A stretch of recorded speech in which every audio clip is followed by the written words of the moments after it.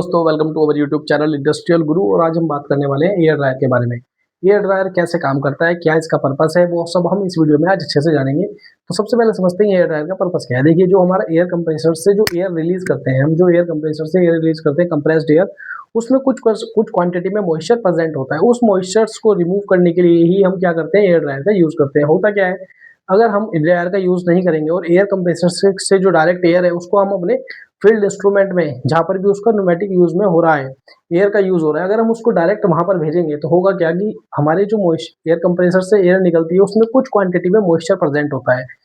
वो ही मॉइस्चर क्या होगा, जो हमारी पाइपलाइंस है उसमें थ्रू, उसमें एक तो कोलिजन्स करेगा, सेकंड हमारे जो फील्ड इंस्ट्रूमेंट्स हैं, जो हमारे फील्ड इंस्ट्रूमेंट है, न्यूमेटिक हो, सोलेनॉइड हो सकता है, एक्चुएटर्स हो सकते हैं, वो सब एक्चुएटर्स में क्या करेगा, फेलियर करेगा। क्योंकि वो वहाँ पर जो वाटर के ड्रॉपलेट्स है या वाटर का मॉइस्चर्स है, वाटर मॉइस्चर है, वो क्या होगा, वहाँ पे एक्यूमुलेट होगा और वहीं पे हमारे फेलियर्स होंगे। जो हमारे फील्ड इंस्ट्रूमेंट लगे हुए हैं वो सब फेलियर की फ्रीक्वेंसी बहुत फास्ट हो जाएगी, मतलब वहाँ फेलियर होने लगेगा। तो उससे प्रिवेंट्स करने के लिए हम क्या करते हैं, अपने एयर्स को ड्राई करके हम फील्ड इंस्ट्रूमेंट में भेजते हैं। हमने बात किया एयर ड्रायर वर्क किस तरह से करता है, एयर ड्रायर के पर्पस क्या है, क्यों हम एयर ड्रायर को यूज करते हैं एयर कंप्रेसर के आउटलेट में। अभी हम बात करने वाले हैं कि एयर कंप्रेसर साइकिल किस तरह से, रेफ्रिजरेशन साइकिल किस तरह से वर्क करती है, और एयर में से मॉइस्चर किस तरह से हम रिमूव करते हैं, किस तरह से रिमूव होता है। तो सबसे पहले अगर हम रेफ्रिजरेशन साइकिल की बात करें तो हमें पता है कि रेफ्रिजरेशन साइकिल में जनरली 4 मेन पार्ट्स होते हैं, जिसको हम अगर बताएं तो सबसे पहले होता है कंप्रेसर, सेकंड होता है हमारा कंडेंसर, थर्ड होता है हमारा एक्सपेंशन वाल्व, और फोर्थ है हमारा इवेपोरेटर। तो यहाँ पर किस तरह से ये वर्क करता है इवेपोरेशन या इवेपोरेटर, यहाँ पर ये किस तरह से वर्क करता है वो हम जानेंगे पहले इस डायग्राम के बेसिस पे। सबसे पहले हमारे पास ये एक कंप्रेसर है, जिसका पर्पस क्या है, हमारा जो रेफ्रिजरेंट है उसको कंप्रेस करके रखना, मीन्स उसके उस साइकिल को, जो रेफ्रिजरेशन साइकिल है उसको में प्रेशर मेंटेन करके रखने का।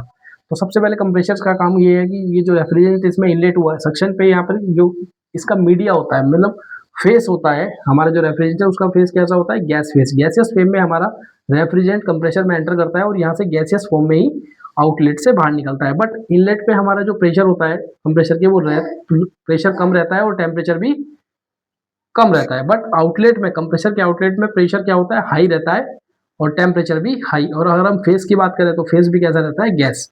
ये गैसियस फेस का जो रेफ्रिजरेंट है वो हमारा इस कंडेंसर ट्यूब से होता हुआ हमारे इवेपोरेटर में जाता है। बट कंडेंसर्स में हमारा, कंडेंसर का काम क्या होता है, कंडेंसर हमारा जो रेफ्रिजरेंट है उसको वेपर फॉर्म या गैसियस फॉर्म से लिक्विड फॉर्म में कन्वर्ट करता है। कैसे कन्वर्ट करता है, यहाँ पर एक फैन लगा हुआ है जो इस रेफ्रिजरेंट की हीट को रिमूव करता है।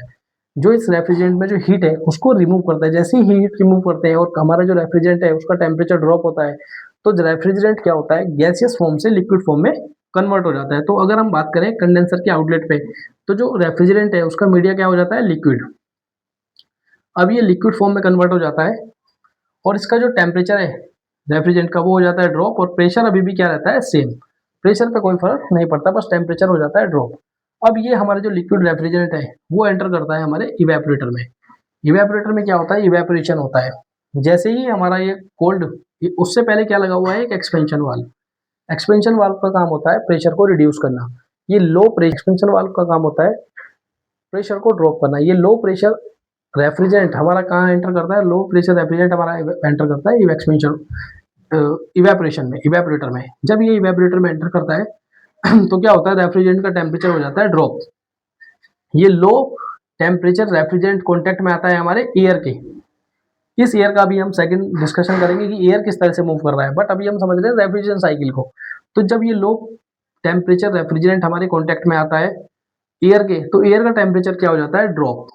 जब एयर का टेम्परेचर हमारे ड्यू पॉइंट टेम्परेचर के इक्वल आ जाता है, तो ड्यू पॉइंट टेम्परेचर पे क्या होता है, एयर में जो मॉइस्चर प्रेजेंट है वो क्या होता है, मॉइस्चर जो प्रेजेंट है एयर में वो कंडेंस होने लगता है। वो कंडेंस होकर हमारे इस मॉइस्चर ट्रैप में कलेक्ट हो जाता है। तो यहाँ से, यहाँ पर जो रेफ्रिजरेंट है वो इस एयर के कॉन्टेक्ट में आएगा और एयर के टेम्परेचर को ड्रॉप करके उसमें से जो मॉइस्चर प्रेजेंट है उसको कंडेंस करेगा। उसके बाद ये अगेन हमारा जो रेफ्रिजरेंट है वो वेपर फॉर्म में, यहाँ से आउटलेट में वेपर निकलेगा और वेपर निकल के कहाँ जाएगा, कंप्रेसर को। और इसके आउटलेट में भी हमारे पास क्या रहेगा, गैसियस फॉर्म, जिसका प्रेशर लो रहेगा और टेम्परेचर भी लो रहेगा। ये low pressure low temperature refrigerant enters करेगा अगेन कंप्रेसर को। इस तरह से ये पूरी रेफ्रिजरेशन साइकिल चलती कंटिन्यू चलती रहेगी बट हमारा एयर में से मॉइस्चर कैसे निकल रहा है वो अब हम देखेंगे। देखिए होगा क्या, जो हमारे कंप्रेसर से, जो हमारे एयर कंप्रेसर से जो एयर आई, जिसका टेम्परेचर जनरली कितना रहता है 35 टू 50 डिग्री सेल्सियस, वो सबसे पहले एंटर करेगी इस हीट एक्सचेंजर में। इसको बोले अगर हम, this is heat exchanger number 1 He1 and this is He2। तो समझे, सबसे पहले जो एयर आई हमारे एयर कंप्रेसर से वो एंटर करेगी इस हीट एक्सचेंजर नंबर 1 में, इस पाथ से एंटर करेगी जिसका टेम्परेचर जनरली क्या रहता है 35 to 50 degree Celsius. Hot air इसको हम बोल सकते हैं। तो ये हॉट एयर जब इस हीट एक्सचेंजर में एंटर करेगी तो ये एयर एक सेकंड एयर के कांटेक्ट में आ रही है। ये क्या है, air to air heat exchanger है, मींस इसका दोनों मीडिया क्या है, एयर है, बट एक का टेम्परेचर हाई है और एक का टेम्परेचर लो है। ये लो टेम्परेचर एयर कौन सा है वो आप देखेंगे। तो जो हाई टेम्परेचर एयर है वो फर्स्ट इस एयर के कॉन्टेक्ट में आएगा, कोल्ड एयर के, और अपना टेम्परेचर को क्या करेगा, ड्रॉप। और इस हीट एक्सचेंजर में अप्रोक्सीमेटली 60 टू 70% एयर का टेम्परेचर क्या हो जाता है, ड्रॉप हो जाता है। 60 टू 70 डिग्री एयर का टेम्परेचर हमारे फर्स्ट हीट एक्सचेंजर में ही ड्रॉप हो जाता है। फिर ये हीट एक्सचेंजर से जो एयर है वो एग्जिट करके या आउटलेट से सेकंड हीट एक्सचेंजर में एंटर करता है। तो जो सेकंड हीट एक्सचेंजर एंटर करता है यही हमारा क्या है, इवेपोरेटर। यहीं पर क्या होती है, मेन कूलिंग होती है। मेन कूलिंग जो होती है ड्रायर की वो इवेपोरेटर में होती है। होगा क्या कि जो रेफ्रिजरेंट है, लो टेम्परेचर का रेफ्रिजरेंट है, उसके कॉन्टेक्ट में ये एयर हमारा आएगा। जब ये एयर हमारा लो टेम्परेचर रेफ्रिजरेंट के कॉन्टेक्ट में आता है तो होता क्या है, जो मॉइस्चर प्रेजेंट है हमारे एयर में वो क्या होता है, कंडेंस होने लगता है। जैसे ही हमारा वो मॉइस्चर क्या होगा, आउटलेट में आके सब कंडेंस होने लगता है। वही कंडेंस होके क्या होगा, ये जो एयर है, ये हाई वेलोसिटी एयर हमारी इस मॉइस्चर ट्रैप या मॉइस्चर सेपरेटर लगा होता है, उस मॉइस्चर ट्रैपर में जाके जो मॉइस्चर है वो बॉटम में कलेक्ट हो जाता है और जो एयर है वो टॉप में रहता है। वही टॉप एयर हमारा क्या होता है, सेकंड हीट एक्सचेंजर में एज ए मीडिया काम करता है, मींस कोल्ड एयर। इसके आउटलेट पे जो जनरली एयर निकलता है उसका टेम्परेचर रहता है 2 टू 5 डिग्री सेल्सियस। ये लो टेम्परेचर का जो एयर है ये ट्रैप में से मॉइस्चर रिमूव करने के बाद एंटर करता है हीट एक्सचेंजर नंबर 1 में। पर्पस क्या है इसका, इससे ये फायदा ये है कि जो इनकमिंग एयर है उसका temperature incoming 35 to 50 degree Celsius है, बट ये जो लो टेम्परेचर की एयर है उसके टेम्परेचर को क्या कर देती है, रिड्यूस कर देती है, means approx 35 to 50 degree Celsius. तो इसके एंटर पे अप्रोक्स 50 डिग्री सेल्सियस का एयर ही हमारे इवेपोरेटर में एंटर करता है। इससे बेनिफिट ये होता है कि जो लोड डायरेक्ट इवेपोरेटर पे आने वाला था 35 से 50 डिग्री सेल्सियस का, वो अब क्या हुआ, रिड्यूस हो गया, ओनली 15 डिग्री का बचा। मींस यहाँ पे हमने ड्रायर की जो इफिशियंसी है उसको इम्प्रूव किया, ड्रायर की इफिशियंसी इम्प्रूव हुई, हमारी जो पावर एनर्जी कंजप्शन है ड्रायर का वो रिड्यूस हुआ, क्योंकि अब इवेपोरेटर पे लोड कम हो गया है। यहाँ से जो एयर निकली हमारी मॉइस्चर ट्रैप के बाद, ये एयर हमारी इस हीट एक्सचेंजर से होते हुए अगेन जाएगी कहाँ पर, प्लांट के लिए, जो क्या होगी, प्योर ड्राई, इसमें मॉइस्चर नहीं होगा। और इस कोल्ड एयर के कॉन्टेक्ट में क्या आया था, हमारा इनकमिंग एयर, जिससे हमने क्या किया था, उसका टेम्परेचर ड्रॉप। पहले हमने इस एयर से अपना टेम्परेचर ड्रॉप किया एयर का, उसके बाद इवेपोरेटर में किया, और यहाँ से हमारा मॉइस्चर सारा मॉइस्चर ट्रैप में कलेक्ट हो गया।